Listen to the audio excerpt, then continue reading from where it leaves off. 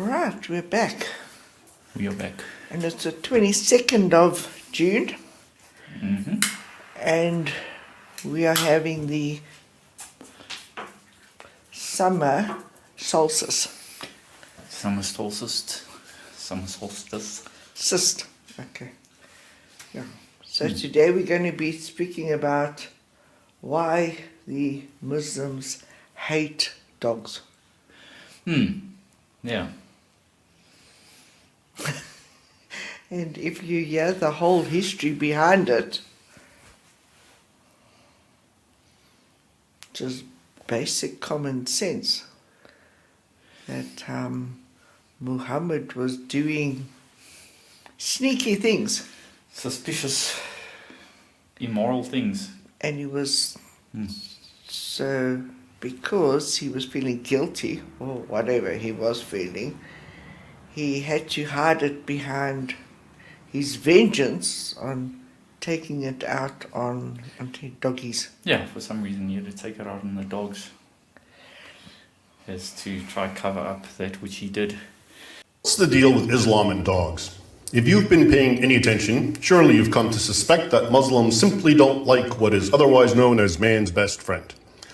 I've already written about this phenomena over the years, article links in the description, but just in case you don't know about what I'm talking about, here are a few news clippings. In May 2025, just a few days ago, the Muslim owner of a dog rescue shelter in the UK called Save a Paw was arrested after the remains of 37 dead dogs were found at his premises.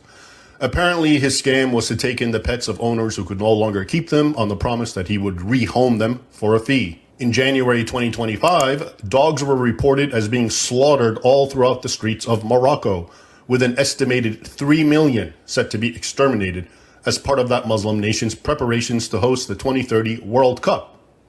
In August of 2024, and in the words of Turkish journalist Uzey Bulat, the dog massacre law that the government of Turkey passed on July 30 is causing a rampage of cruelty by evil people in Turkey. Municipalities are now hunting down and massacring stray dogs, sometimes including pets loved and cared for, found in the neighborhoods of their owners. Horrifying news is coming not only from municipalities, but also from private citizens. Those who hate dogs are poisoning, shooting, and even beheading dogs. Some are buried alive. In November 2022, and in the words of another local journalist, the mayor of Hebron, a Palestinian city, offered 20 shekels to anyone who kills a dog in his city. Palestinians took to the streets, torturing and killing dozens of dogs. The report is accompanied by a picture of what appears to be Palestinians beating a dog with sticks. In July 2022, Iranian authorities raided dog shelters and slaughtered 1,700 dogs that were taken in as strays. According to the report, heart-wrenching footage showed a volunteer crying as she held the dogs. One can go on and on with similar stories, and they're in my articles, but I think you get the point. In short, you may have heard that in Springfield, they're eating the dogs. But in the Muslim world, they're exterminating them like vermin. Muslim hostility for dogs has even reached and is causing problems in the West. Reports of Muslim cab and Uber drivers in the USA, Europe, Canada, and Australia refusing to pick up blind passengers because they're accompanied by their seeing eye dogs are immensely common, especially in that bastion of diversity and multiculturalism, the United Kingdom. In the UK, signs forbidding the presence of dogs are not uncommon in Muslim-heavy regions. Okay, so Muslim hate for dogs is a well-documented phenomenon. It's a very real thing. But where does it come from? As with all questions concerning what is and is not Islamic, we must turn to the religion's founder, Muhammad. It's no secret that, according to many authentic or Sahih hadiths, including the two most authentic of all, Sahih Bukhari and Sahih Muslim, he demonized, literally, and called for the killing of dogs.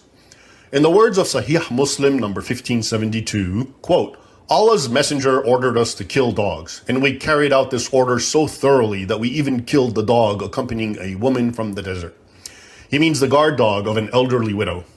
After this dog genocide went on for some time, and mind you, this is before gunpowder, meaning the Prophet's followers zealously killed all these dogs with knives, stones, through strangulation, drowning, etc. After a while, Muhammad revised his command and limited the killings to just black dogs. What? The Sahih Muslim hadith continues, quote, Then Allah's messenger forbade their killing, and he said, You should kill the jet black dog with 2 spots above the eyes, for it is a devil. So far, so good. At least now we know where all the modern day Muslim hostility for dogs comes from, the Muslim Prophet. Now, what's interesting, however, is if we put on our detective hats and piece together all the reasons as to why Muhammad hated dogs. I direct your attention to Exhibit A, another Sahih Hadith. According to it, Gabriel, the angel, made an appointment with Muhammad. The angel said he'd visit Muhammad very late at a specific night. Muhammad waited and waited, but Gabriel never showed up, leaving the messenger of Allah most frustrated. The canonical hadith, narrated by one of Muhammad's wives, Aisha, is also found in Sahih Muslim, depending on the version, either number 2104 or 5244. And it goes as follows. Keep in mind, Aisha is narrating, quote, Gabriel made an appointment to meet the messenger of Allah, but the hour came and he did not arrive. The Prophet had a staff in his hand and he threw it down out of frustration and said, Allah and his messengers do not break their promises. Then looking around, he saw a small puppy beneath his bed. Ya Aisha, cried he, when did this dog enter? By Allah, squeaked the scared little girl, I don't know. So he ordered the dog out. Then Gabriel came, and the messenger of Allah said, You promised me, and I sat waiting for you, but you did not come. Gabriel replied, It was the dog in your house that prevented me. We do not enter a house that contains a dog. Okay, so according to this authentic hadith, which Muslims accept, Gabriel made an appointment to meet with Muhammad at night. But for whatever reason, the presence of a puppy prevented this almighty angel from entering Muhammad's abode. That, for starters, is rather strange behavior for an angel. In the Bible, for instance, angels don't seem to be so scared of animals. For example, when Satan tempted Jesus in the desert for 40 days, Jesus, we learn, was, quote, with the wild animals and angels attended him. Mark 1:13. Nor did the presence of flocks of sheep and other unclean farm animals prevent angels, literally the heavenly hosts, from appearing and proclaiming Christ's birth in their midst. Luke 2:8-20. There are many other examples, including from the Old Testament, such as Balaam's donkey, which interacts with and recognizes the presence of an angel before the human does. That's Numbers 22:21-35. So what is it that scared Gabriel from a puppy under Muhammad's bed? Could it be that the angel was afraid the dog would start barking if he approached the house, as dogs are wont to do, and therefore cause a scene, waking neighbors up at such an ungodly hour? Maybe if Gabriel wasn't Gabriel. And here is where the plot thickens. Enter Dihya al-Kalbi, exhibit number 2, a close companion of Muhammad, and his junior by 22 years. Not only do early Islamic sources and hadith obsess over this man's unparalleled beauty, Dihya was the most gorgeous man I ever saw, even little Aisha once proclaimed. But apparently the angel Gabriel was in the habit of taking on the form of Dihya during his nighttime rendezvouses with Muhammad. Sound familiar? This comes out clearly in several authentic hadiths. Thus, according to another Sahih Muslim hadith, number 601, one night, while Muhammad was at the home of another of his wives, Salma, someone came a-visiting late at night.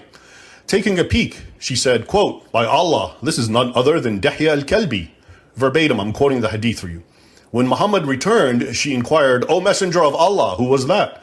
To which Muhammad replied, That was Gabriel, come bringing teachings of your religion. Okay, so let's put it all together and read, as it were, between the lines. And please keep in mind that, as with Al-Zut, the tall, naked black men who rode Muhammad during that other infamous night in the desert, these are not my deductions or conclusions.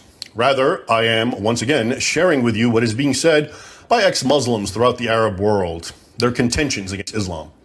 The claim has long been made that, as with Al-Zut, Muhammad had a homosexual relationship with Dihya al-Kalbi, this most beautiful of men. But because homosexuality was, of course, frowned upon by the Arabs of Muhammad's time, especially by anyone claiming to be a prophet of God, he and Dihya had to meet secretly, often in the night. So they came up with a plan. If anyone saw them together, Dihya would pretend to be Gabriel, on the notion that the apparently vain angel was desirous of taking on the handsome man's guise whenever manifesting in the flesh to meet with Muhammad. Of course, this begs the question, why didn't Gabriel take on an independent and even more handsome form of a man? Why did he always choose the already pre-existing appearance of Dihya? Kinda makes you wonder, no? What a rather convenient excuse whenever Muhammad's wives saw Dihya with the Prophet late at night in their homes. At any rate, now let's return to and apply all this information to Aisha's important hadith about that little puppy dog. You will recall that she said Gabriel had made an appointment to meet Muhammad that night. However, no matter how long Muhammad waited, no angel appeared. Looking around, a visibly frustrated Muhammad espied a little dog in his house, which he promptly ordered Aisha to kick out. Having done so, Gabriel finally appeared, confirming that he refused to approach because a dog was in the house. The meaning, as many ex and highly disaffected Muslims insist, should be plain enough. According to them, this late-night visitation by Gabriel was by none other than Dihya al-Kalbi.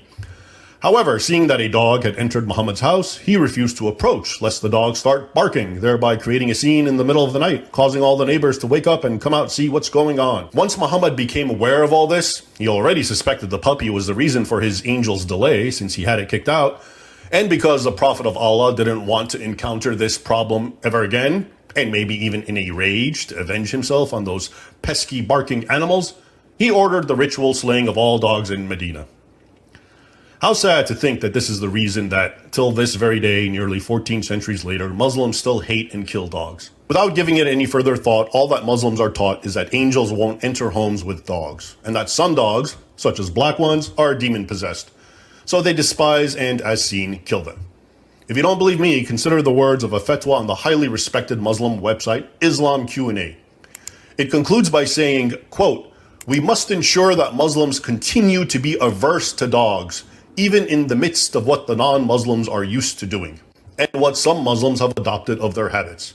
And Allah knows best." In other words, Muslims living in the West might assimilate and ease their stance towards dogs, and, heaven forbid, even start liking them. No, he's saying, this fatwa, we must make sure they remain averse to dogs. Perhaps the saddest point of all is that because topics like this are politically incorrect and cannot be acknowledged in the West remains complicit in the abuse of dogs. According to a report titled, quote, "U.S. spends millions to train bomb-sniffing dogs gifted to Arab countries that abuse them. Many of the nations that the U.S. gifts these highly trained dogs, which include Bahrain, Lebanon, Egypt, Indonesia, Morocco, and Syria, have well-documented records of abusing and killing dogs like vermin." Before closing, I would be remiss if I did not point out that there is yet another interpretation behind Muhammad's animus for dogs, an even older and more diabolical one.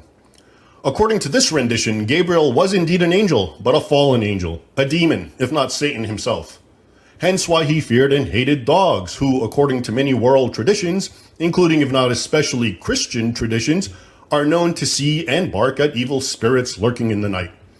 Therefore he, Satan, possessed his minion, Muhammad, into killing and teaching Muslims to kill man's best friend.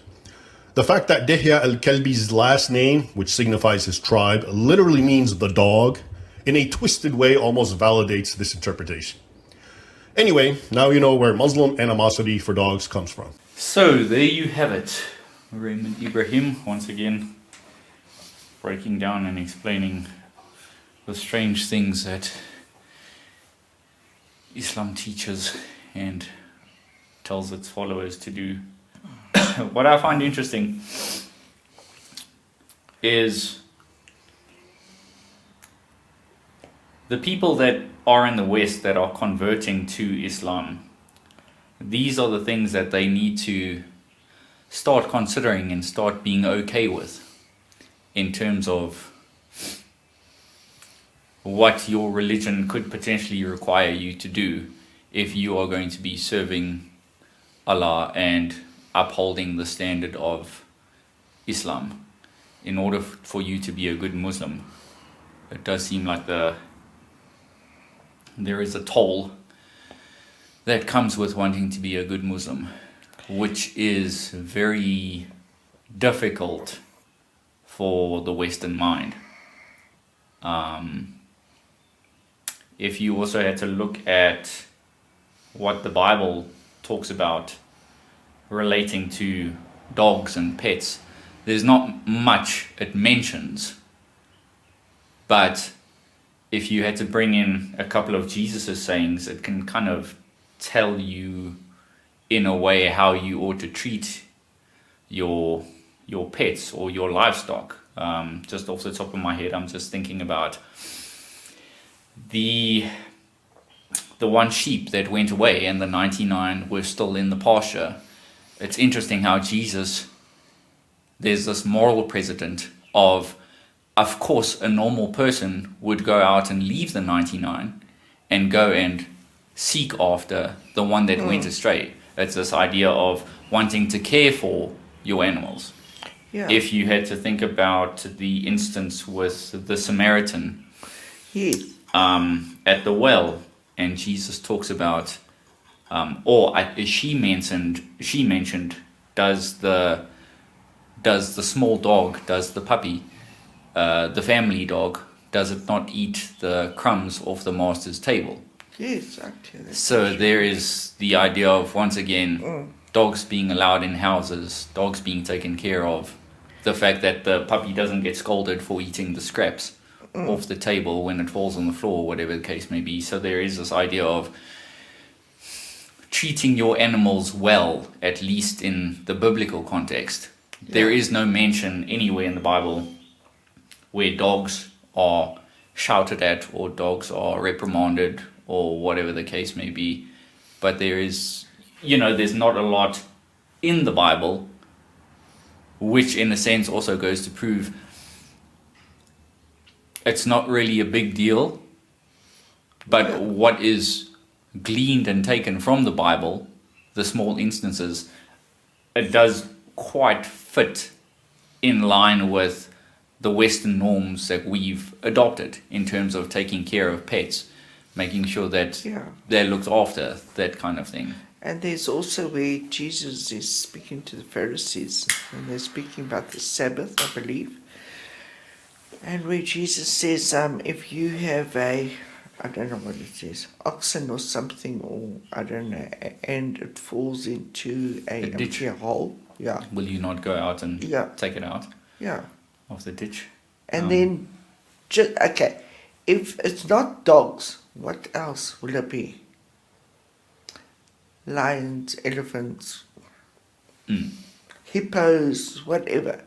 Then, if that was the case, Noah's ark would have been empty. A good that's also another great example. This idea of protecting animals, preserving animals for the sake of them. Also, once again, you can liken it to the Genesis story where even God commands the animals, be fruitful and multiply. It wasn't simply just man. So there is this idea of God cares for the animals enough to be pleased with his creation and wanting to see it be fruitful and multiply because he's happy with the way that they are. Yes. And, in the garden, God, made them. So why do you want to actually destroy them? Yeah. And so Muhammad was just being like a child because he couldn't meet up with this so-called angel.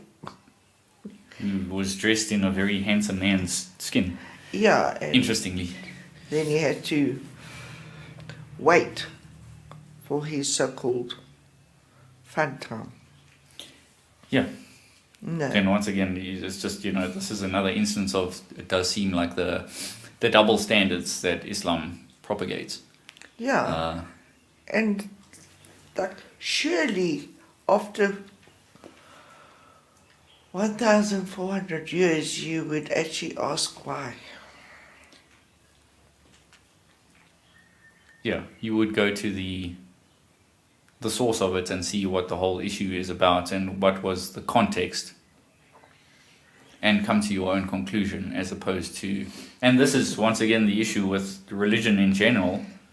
Too often people don't want to do the research enough to go find out what was the initial causes of a thing or of a certain narrative that you follow.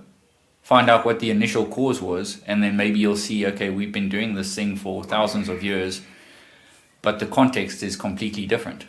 Yeah.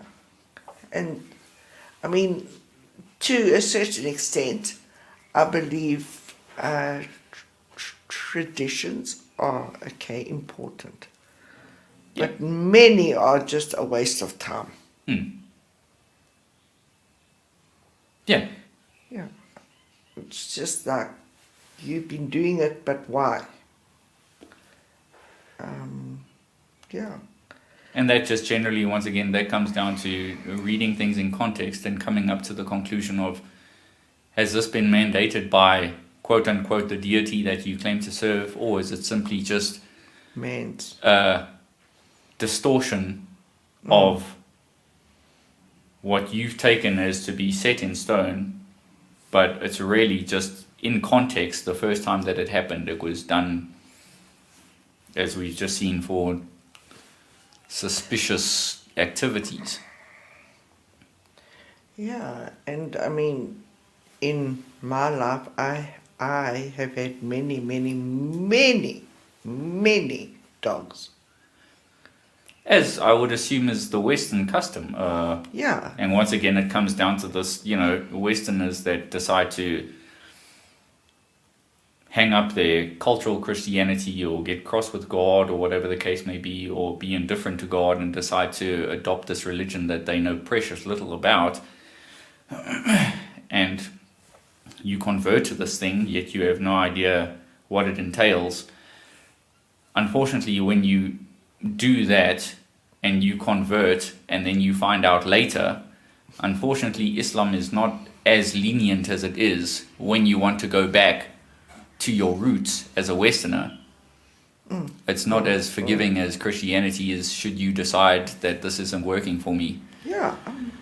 Christianity, once again, that's why Christianity clearly is the superior path, because it allows you to leave it with no repercussions, as opposed to Islam, which is, shall we say, for kinder words, less forgiving. Yeah. I mean, it's really a matter of your whole safety, your whole life could be actually taken.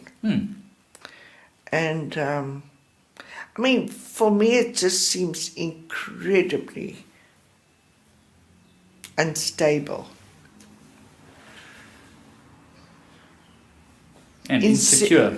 I would say insecure, yeah. Like, I mean, It does seem how like it's- dare you leave? Yeah, it does seem like it's quite an insecure religion. Yeah, and then, like, if you do, they gonna chop off heads. Yeah. It's like this whole thing of fear, manipulation, the many lies. And like, we've been actually watching these like Western young ladies that sign up for it, but they haven't got a clue.